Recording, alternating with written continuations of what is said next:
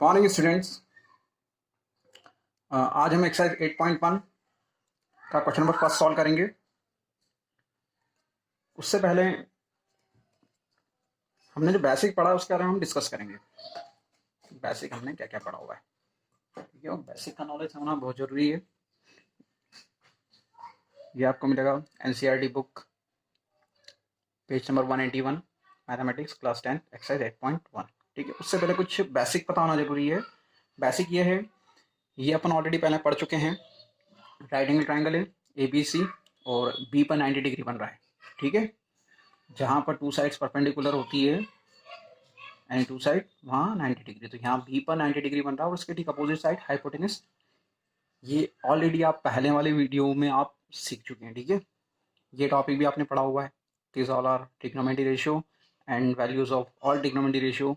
If you going for find the value sine cos tan, so up to down means value of sin theta will be p upon h, value of cot theta will be b by p. Okay, you know all things very well. One new thing, if you going with right angle triangle, यदि आप 90 degree angle right angle triangle के साथ में जाते हैं तो definitely कहीं ना कहीं पाइथागोरस थ्योरम अप्लाई कर सकते हैं, ठीक है, अगर जरूरत हो तो। बट ये पाइथागोरस थ्योरम एप्लीकेबल होता है इस पर ओनली राइट एंगल ट्राइंगल, ठीक है। होता क्या है, होता ये है, देखें यहाँ पर पाइथागोरस थ्योरम ऐसे स्क्वायर, ये ए सी ए बी बी सी ये डिपेंड करता है इस राइट एंगल ट्राइंगल पर।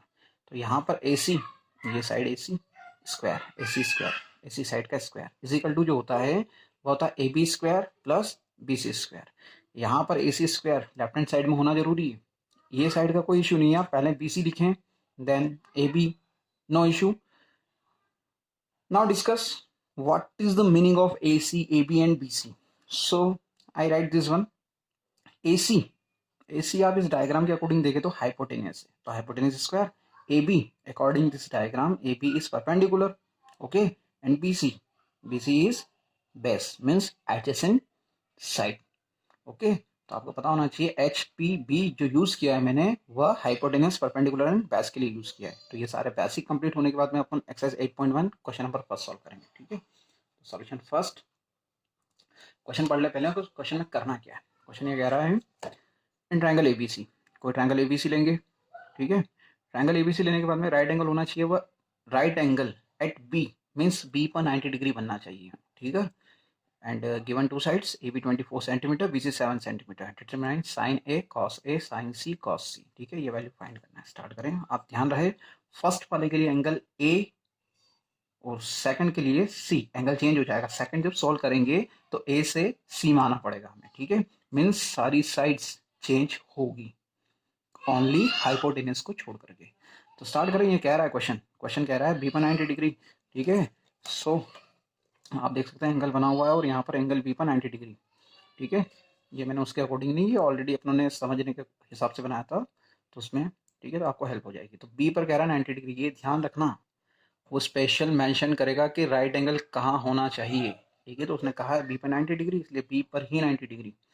बी पर 90 डिग्री है तो ठीक आपको पता होना चाहिए कि उसके ठीक अपोजिट वाली साइड जो hypotenuse, okay, hypotenuse is fix which is opposite to 90 degree, okay, and both are perpendicular and now we going for find the value of sin A then cos A। अब आपको यहां से पता चल रहा है एंगल A है, कौन है, एंगल A, तो हमें इसको चूज करना है, ठीक है।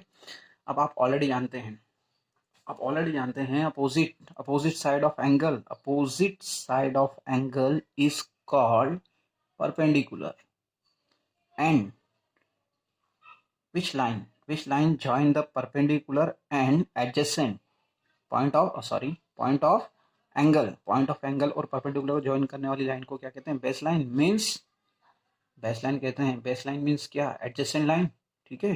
तो अपन इसको बेस के रूप में यूज करेंगे यहाँ पर। तो ये बी और ये पी बेस परपेंडिकुलर किसके लिए होंगे, एंगल ए के लिए होंगे। फिलहाल हम ए के लिए ही सॉल्व कर रहे हैं इसलिए एंगल ए की ही बात कर रहे हैं, सी की अभी बात नहीं कर रहे हैं। स्टार्ट करें, हमें इनकी वैल्यू फाइंड करना है। इनकी वैल्यू फाइंड करने के लिए मैंने सबसे पहले लिखा साइन ए। अब साइन की वैल्यू होती क्या है, इस टेबल की हेल्प ले सकते हैं आप। You can use this table. The value of sine is equal to P by H. Okay, P perpendicular, P by H. अब एंगल ए के लिए P कौन है? BC. कौन है? BC. वैल्यू लिखने की जरूरत नहीं है आपको, यहाँ पर दिख रहा है, ठीक है. P means BC. चलो ठीक है, लिख देते हैं अपन BC अपॉन हाइपोटेनस. हाइपोटेनस कौन है? AC. अब ये तो ओनली मेंशन किया आपने ये साइड से, इनकी वैल्यूज कहाँ? क्वेश्चन में ऑलरेडी गिवन है.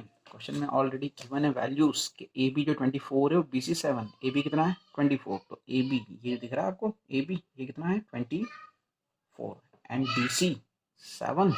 BC ये 7 है, ठीक है. अब बात ये है, यहाँ पर आप साइन ए की वैल्यू जब फाइंड करने जाएंगे तो आपको BC और AC की जरूरत पड़ेगी. BC कोई इशू नहीं, मिल जाएगा इजीली. बट AC जो है वो हाइपोटेनस से हमें ये पता है, बट उसका मेजरमेंट हमें आइडिया नहीं है, ठीक है.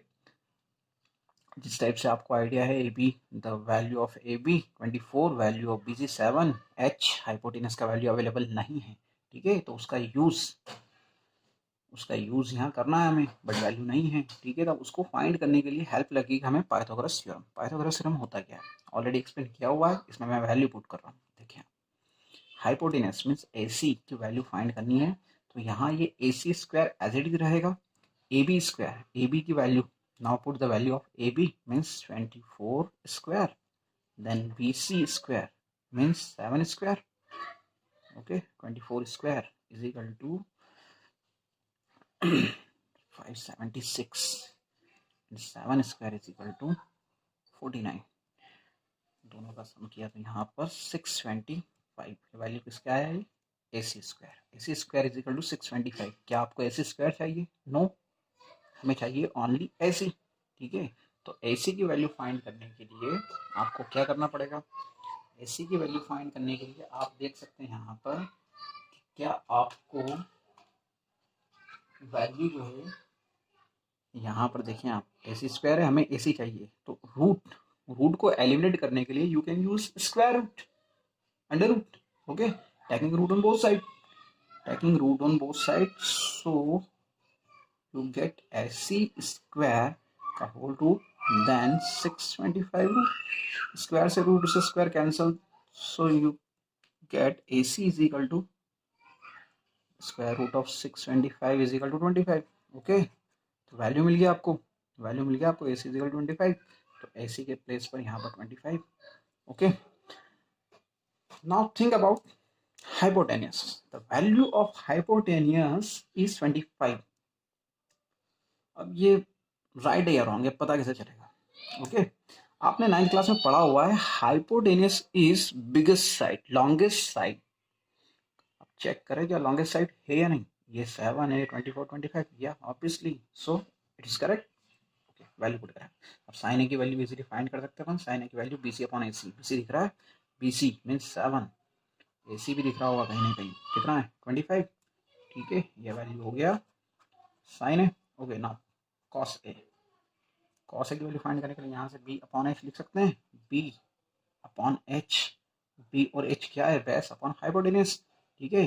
तो आप यहाँ पर कॉस ए, बेस कितना है यहाँ पर? 7 एंड हाइपोटेनस कितना है? 25, ठीक है. तो ये कॉस ए का वैल्यू आ गया, ये आंसर, ठीक है. अब इसका सेकंड पार्ट सॉल्व करें अपन. सेकंड पार्ट में देखना आप, सेकंड पार्ट में हमें सॉल्व करना है sine C and cos C. लिख देता हूँ मैं यहाँ पर क्या फाइंड करना है, sine C and cos C. अब आपको यहाँ पर देखना ये है कि यहाँ एंगल कौन है? C. एंगल कौन है? C. तो अब हम जो भी बात करेंगे किसके लिए करेंगे? C के लिए, ठीक है. मैं एंगल ट्रायंगल एक बार फिर बना देता हूँ, ये काफ़ी रफ हो चुका है, ठीक है. जिस टाइप से एंगल बना हुआ है, यहाँ B है, यहाँ A है, यहाँ C है, ठीक है. इसका मेजरमेंट 24, ये 7 और ये हम फाइंड किया था. अब एंगल C को देखें, ये C के अपोजिट साइड जो होगा एंगल C के लिए किसका वर्क करेगा? परपेंडिकुलर का, ठीक है. परपेंडिकुलर और पॉइंट ऑफ एंगल को ज्वाइन करने वाली लाइन एडजेसेंट साइड मीन्स ये बेस होगा, ठीक है. ये क्या होगा? ये बेस होगा, ये परपेंडिकुलर और 90 डिग्री अपोजिट, ये तो फिक्स है हाइपोटेनस. अब साइन C फाइंड करें इसके लिए. साइन C फाइंड करें. साइन की वैल्यू अब तो लर्न हो जानी चाहिए. परपेंडिकुलर अपॉन हाइपोटेनस, यहाँ से परपेंडिकुलर 24 और हाइपोटेनस 25। आंसर साइन सी। अब कॉस सी, कॉस सी की भी लर्न होनी चाहिए। B upon H, B upon H, base upon hypotenuse. यहाँ से देखें आप 7 एंड 25। ठीक है, आई होप थोड़ा माइंड बना होगा, प्रैक्टिस करें, अच्छे से बन जाएगा। ठीक है, थैंक यू।